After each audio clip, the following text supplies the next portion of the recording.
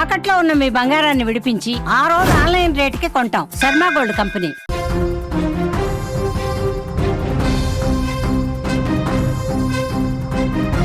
Breaking news చూస్తున్నాం. Aleru MLA పీర్ల ఐలయ్య ఇంట్లో డెడ్ బాడీ లభ్యమైనట్లుగా తెలుస్తోంది. ఎమ్మెల్యే దగ్గర పనిచేస్తున్న రవి అనే వ్యక్తి ఆత్మహత్య చేసుకున్నాడు. 3వ అంతస్తులో అనుమానాస్పద స్థితిలో మృతి చెందాడు ఆ వ్యక్తి. రవి స్వస్థలం యాదగిరిగుట్ట సమీపంలోని సైదాపురంగా గుర్తించారు. పెంట్ హౌస్ లో భార్య పిల్లలతో రవి నివాసం ఉన్నట్లుగా తెలుస్తోంది. రవి మృతిపై దర్యాప్తు చేయాలని కుటుంబ సభ్యులు డిమాండ్ చేస్తున్నారు.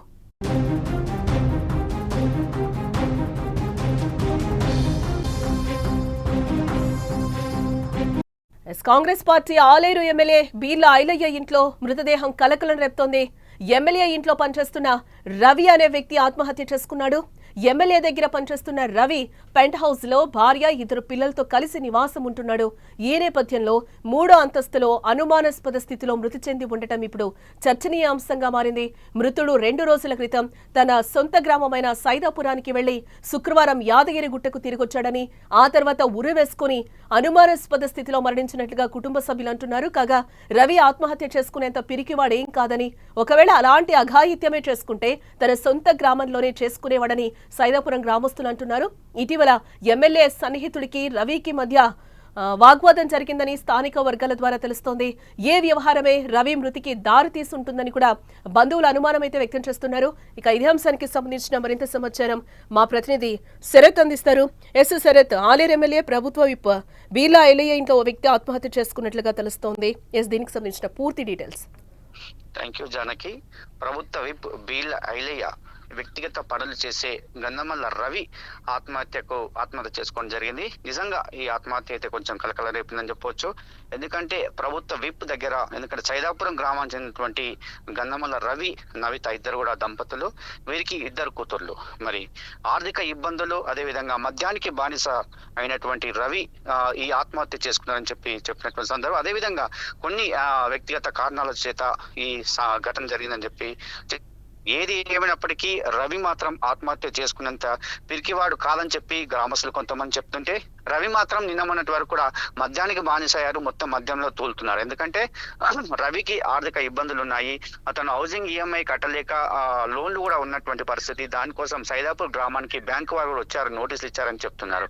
మరి ప్రభుత్వ విప్ బీర్ల ఐలయ్య సైదాపురం గ్రామం చెందినటువంటి వ్యక్తి, అదే ఊరికి చెందినటువంటి గంధమల్ల రవి కూడా గత కొంతకాలంగా వ్యక్తిగత పనులు ప్రభుత్వ విప్ బీర్ల ఐలయ్య ఇంట్లో చేస్తున్నారు, వాళ్ళ కుటుంబం అంతా కూడా.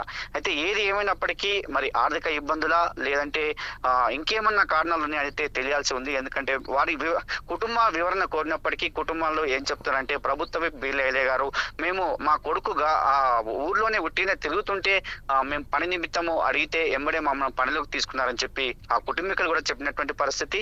వారి భార్య మాత్రం రాత్రి నిన్నమన్నటి వరకు సైదాపురంలో ఉన్నాడు. రాత్రి ఇక్కడ యాదగిరి గుట్టలో బీర్ల ఐలయ్య నివాసంలో వచ్చిన తర్వాత మేము భోజనం చేయమని అడగగా నేను మళ్ళీ వస్తాను చెప్పి ఎక్కడ పోయే తెలియనటువంటి పరిస్థితి అని చెప్పారు. కానీ అతను పైకెళ్ళి అక్కడ మద్యం తాగిన తర్వాతనే ఉరేసుకున్నటువంటి పరిస్థితి అని చెప్పినటువంటి సందర్భం. ఏదేమైనప్పటికీ పోలీసులు అయితే ఈ విషయంపై దర్యాప్తు చేస్తున్నారు. వెంబడే గంధమల్ల రవిని కూడా ఉటావుటిన వెళ్లి ప్రభుత్వ ఆసుపత్రిలో బీర్ల ఐలయ్య పరామర్శించడం జరిగింది. అదేవిధంగా కుటుంబానికి కూడా ధైర్యం అయితే చెప్పాడు. ఎందుకంటే గంధమల్ల రవి ఎప్పుడు కూడా ధైర్యంగా ఉండేవాడు. నా దగ్గర పనిచేసినప్పుడు మాత్రము ఎప్పుడు కూడా ఇలాంటి ఏమి చెప్పలేదు. ఈ అప్పుల విషయం కానీ ఏది కూడా చెప్పలేనటువంటి పరిస్థితి. ఎప్పుడు కూడా ఏది అడిగినా కూడా మాకు వ్యక్తిగతంగా చాలా మంచిగా ఉన్నటువంటి వ్యక్తి అని చెప్పి కూడా బీర్ల ఐలయ్య చెప్పినటువంటి విషయము. ఆ కుటుంబాన్ని ఖచ్చితంగా ఆదుకుంటామని చెప్పి బీర్ల ఐలయ్య చెప్పాడు. కానీ ప్రతిపక్షాల ఆరోపణలు మాత్రం, ప్రతిపక్షాలు బీజేపీ బీఆర్ఎస్ కావచ్చు ఆరోపణలు, ఇది అనుమానాస్పద వృత్తి అని చెప్పవచ్చు. ఎందుకంటే మరి చాలా అంటే ఇక్కడ ఆర్థిక ఇబ్బంది కావచ్చు, గొడవలు ఇవి కాకుండా వ్యక్తిగతంగా బీర్ల ఐలయ్యకు సంబంధించి అనుచరులు ఒకరు బెదిరించారు, దానివల్ల ఇతను ఇట్లా చేశారని చెప్పి కొంతమంది చెప్పినటువంటి విషయం. మరి అదే విధంగా ఆ కుటుంబానికి సంబంధించి ఆర్థిక సహాయం చేయాలి. ఎందుకంటే కుటుంబం అంతా కూడా చాలా బీద కుటుంబము అని చెప్పి. శరత్, ప్రధానంగా అంటే రవి భార్య ఏమంటుంది ఇష్యూకి సంబంధించి? అంటే ఎమ్మెల్యేతో ఏమన్నా గొడవలు ఉన్నాయని అంటున్నారా, లేకపోతే ఆవిడ ఏం చెప్తుంది అసలు ఈ ఇష్యూ జరిగే ముందు కానీ జరిగిన తర్వాత కానీ? అసలు వాళ్ళ భార్య నవిత అయితే ఏం చెప్పినటువంటి సమాధానం ఏంటంటే, ఎమ్మెల్యే గారు మమ్మల్ని చాలా మంచిగా చూసుకునేవారు, జీతం కూడా మంచిగా ఇచ్చేవారు అని చెప్తున్నారు. కానీ మా భర్తే ఈ మధ్యలో అప్పులు చేశాడు, అదేవిధంగా మద్యానికి బానిస అయ్యారని చెప్తుంది. ఎప్పుడు కూడా మాతో గొడవ పడేవారు, మాతో కాకుండా మా అత్తమ్మతో కావచ్చు, మా కుటుంబీకులతో గొడవ పడే వ్యక్తి. ఇప్పుడు కూడా హెచ్చరించాము, రోజు గొడవ కూడా పెట్టాము, గొడవ పెట్టి సర్దుమనిచాము, అయినా కూడా వినలేదు. మొత్తానికి మద్యానికి బానిస అయ్యి ఇష్టం ఉన్నట్టు మమ్మల్ని తిట్టేవారని చెప్పి భార్య చెప్తుంది. కానీ ఇంత సూసైడ్ చేసుకుంటారని మేము కూడా అనుకోలేదని చెప్పి భార్య చెప్తుంది. మాకు మాత్రం ఎటువంటి విభేదాలు లేవు, ఎందుకంటే బీర్ల ఇంట్లో మేము గత కొంతకాలంగా పనిచేస్తున్నాము, ఎప్పుడు కూడా మాకు ఇబ్బంది కలగలేదని చెప్పి ఆమె చెప్తుంది. గన్నమల్ల రవి కూడా, అంటే గన్నమల్ల రవి సమ కుటుంబీకులు వాళ్ళ తల్లి కూడా అదే చెప్తుంది. ఎందుకంటే మాకు ఎలాంటి లేదు, డౌట్ అయితే లేదు, కానీ మంచిగా చూసుకోనని చెప్పి ఆమె వాళ్ళ తండ్రి కూడా చెప్పినటువంటి విషయం. రైట్ శరత్. మొత్తంగా మనం చూడొచ్చు, ఆలేరు ఎమ్మెల్యే ప్రభుత్వ బీర్ల ఐలయ్య ఇంట్లో ఒక వ్యక్తి మృతదేహం అయితే లభ్యమైంది. ఆయన కూడా వ్యక్తిగత పనులు చేసే వ్యక్తి రవిగా కూడా గుర్తించడం జరిగింది. అక్కడ ఆయన పరామర్శించడం కూడా జరిగింది. ఐలయ్య అప్పుల కారణంగా ఏమైనా చనిపోయాడా అనే అనుమానం అయితే భార్య కుటుంబ సభ్యులు కూడా వ్యక్తం చేస్తున్న పరిస్థితి అయితే కనిపిస్తుంది. దీనికి సంబంధించి దర్యాప్తు అయితే కొనసాగుతుందని పోలీసులు అంటున్నారు.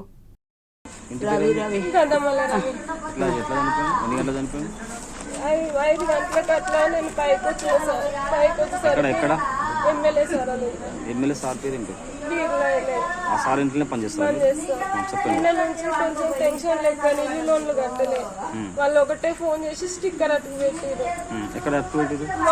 సైదాపురంలో. ఇంత ముందుకు సైదాపురంలో బాకీ లేదు. ఇంకా వాళ్ళు ఇల్లు ఊర్లకు గుట్టకొచ్చేసరికి బంజరేసులు ఉంటాము, గుట్టకొచ్చేసరికి వాళ్ళు వీళ్ళు ఇంకా పైసలు ఇవ్వరా అది అని అడిగి టెన్షన్ లో కూలి పెట్టుకున్నట్టుంది సార్. మీరు ఎన్ని గంటలు చూసారు? నేను ఇప్పుడు 9:30 గంటల సారాలు ఇంట్లో పని అయిపోయింది. 5 గంటలకు పైకి వస్తున్న దగ్గర ఏముంది, నువ్వు పోయి పని చేయకుండా రేపు తెల్లారంగా వస్తానగా అని అంటే నేను నా బిడ్డ పోయి పని చేసినాం.